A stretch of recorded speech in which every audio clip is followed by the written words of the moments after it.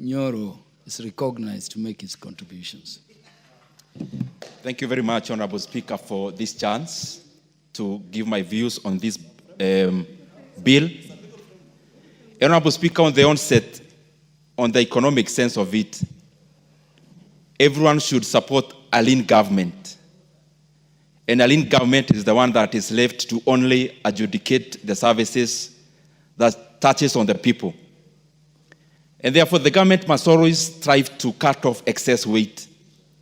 When you carry more than you need, then it pulls you behind.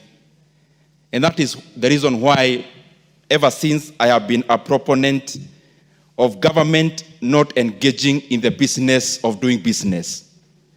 Because what can be done by others, then the government should leave those other people to do, because they do it much more efficiently. Honorable Speaker, the other reason why government must never be too bulky and engaging in too many commercial ventures is because government of Kenya already owns 35% of all the businesses in Kenya indirectly, including the small company any member would be running in this house today. Because as corporate tax is 35%, it means the government of Kenya is actually in the board of your company all the time.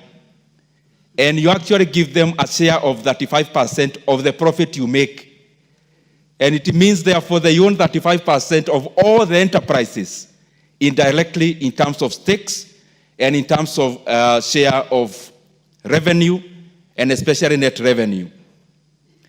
And therefore, Honorable Speaker, across the world, many governments continue to shed off whatever can be done by others, and especially in the private sector. But there is always a debate, internationally speaking, Honorable Speaker, because when you look, for example, an economy like the US, an economy like South Korea, they are private sector driven, meaning the government does not necessarily engage in too much commercial activity. But on the other side, when you look at a company like China, you see an economy where the government is dominant in direct ownership of stakes. And all those economies do well. And therefore, Mr. Speaker, it does not necessarily mean everyone is right and entirely right. It all depends on the circumstances, and it all depends on the scenario. Honorable Speaker, the reason why many companies and many governments arrived to the decision of selling many of the corporate entities, and especially the commercial ones they engage in, of course, it enhances efficiency, and of course, and especially when the reason of engaging in it is overtaken by events. Let me give what I mean. As we talk today about the government of Kenya, of us making it easy for offloading of stakes where government have direct shareholding. As late as now, Honorable Speaker, yesterday, the US government was investing in American lithium. They actually invested in a stake of around 5%. In the last 1 month, the US government actually invested $9 billion into Intel. Intel, which was previously a private company. Why? Investments in commercial entities when it comes to the sovereign must be guided on strategic decisions. Why are you engaging in that reason? The reason why you find in Kenya the oldest banks in Kenya, they are national banks in terms of they were previously owned by the state. It was because of the barrier of entry. The barrier of entry of starting a bank back then could only be managed by the sovereign, which is the country, or which is the government. But also the confidence. There are areas, for example, in banking around that time when it was a novelty, that no one could actually trust an individual person as an investor with their own money when they held ownership of the bank. And those are the reasons why we fight, for example, National Bank, Kenya Commercial Bank, had to be started by government that time because of those reasons. But those reasons have been overtaken by events. And the reason why I say so, Honorable Speaker, there is a lot of inefficiency in government controlled companies in sectors that are booming. Take, for example, Consolidated Bank. Consolidated Bank is over 98% owned by GOK in various forms. But if you look at a bank like Equity Bank is newer than Consolidated Bank. But Consolidated Bank is actually having now net capital as we talk now, when Equity Bank now have shareholders' funds of over 300 billion Kenya shillings, which is core capital. And their profitability, again, are very diverse. So those strategic decisions back then could not hold today. The strategic decision of the US government investing in a chip-making company in aid of AI in the name of Intel is a today agenda, and therefore it is relevant. The reason for the US government investing in American lithium yesterday for a stake of 5% and also taking some of the risks out of where they are mining lithium, Honorable Speaker, is also based on the current global economy, strategic decision making. And therefore, we must always audit and fight what is it that is making strategic sense, what is it that is not making strategic sense, so that we can float as much as possible to the private sector to do what they know best. Honorable Speaker, let me talk about how we should spend the money. The previous agenda was about Kenya Pipeline. And Honorable Speaker, my take would be this. For any company that goes through a listing, through an IPO, we must always reserve around 5 to 10% of the proceeds to invest back in other entities, and especially in alternative ways of offering the same service. What do I mean? As we offload any company, then you must take this money, create a venture capital, and invest in other current growth kind of institutions around the same sector. Green energy, and any other thing around power sector, for example, or energy sector. So that as you offload this, you are incubating some others.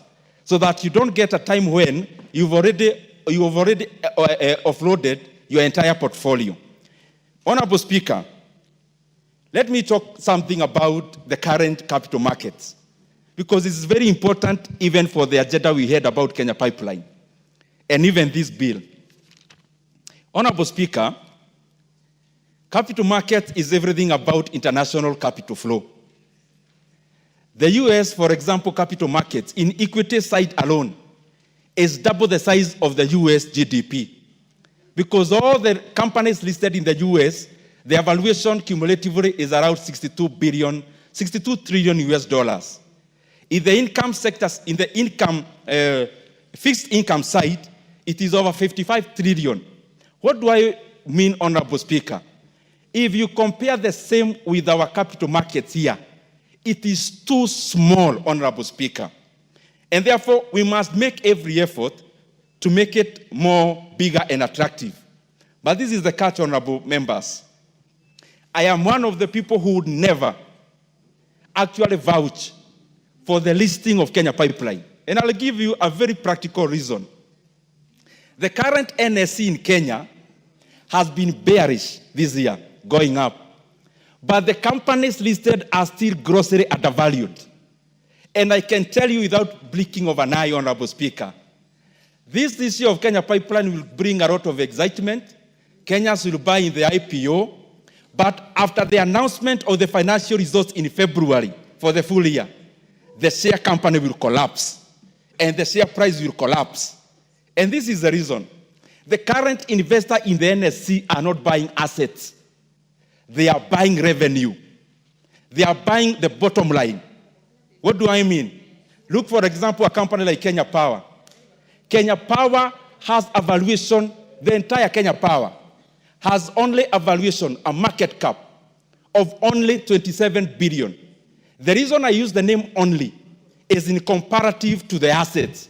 It has assets of over 350 billion shillings. And it's a company that's making net revenues of 20 billion, but the valuation is 27 billion. Now, a company like Kenya Re, a company has net assets of over 51 billion net assets. And the valuation in the market, Honorable Speaker, is 17 billion shillings. This company, Kenya will buy out of excitement, but after the announcement next year of the full year results, the share price will collapse. And that is why I am also fearing that the government may end up forcing NSSF and other provident funds to actually take part in this, because commercially it may not be viable for a logical investor. And that is why we need to draw the line, so that we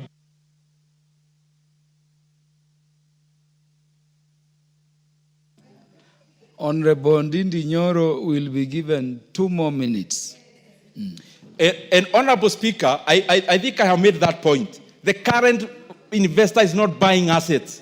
The current investor in the market is buying net revenue. And if you look at the profitability of Kenya Pipeline, last year was 6.8 billion. Average for 5 years is 5 billion. An equivalent company in the NSC making a profit of 5 billion, including a bank, the valuation is not more than 35 billion. So that is the kind of valuation that investors are going to encounter as we come on next. The other thing is control. We fight government-owned entities, Honorable Speaker. Government owns 18% of KCB, but then control 100% of the board. That is one of the things that even the listing of the asset that will be listed should be captured. That the government cannot own 35% of an asset, then control 100% of the board. The other 65% should be given board positions. And if the government is giving the CEO, then the chairman should not be from the government, should be from the private sector. Honorable Speaker, the real valuation I was talking about, this is a topic I can talk about the whole day, Honorable Speaker. If you look at a company like Kengen, the valuation is around 55 billion. If you look at the peers in a place like Nigeria, like Geregu Power, Transcorp Power, doing the same and producing less, actually have the capacity of Kengen. The valuation is 200 billion respectively and 211 billion Kenya shillings if you convert from Naira. So what am I trying to say? Our market is not doing justice to valuations. And listing a company now may not suffice. Maybe a strategic investor. Unfortunately, strategic investor cannot work in an area like Kenya where we have a deficit in trust in government. Because if you do strategic investor, the high probability is that patronage will and the person on the other side of the table will actually be the one buying. The Honorable Catherine Omanyo.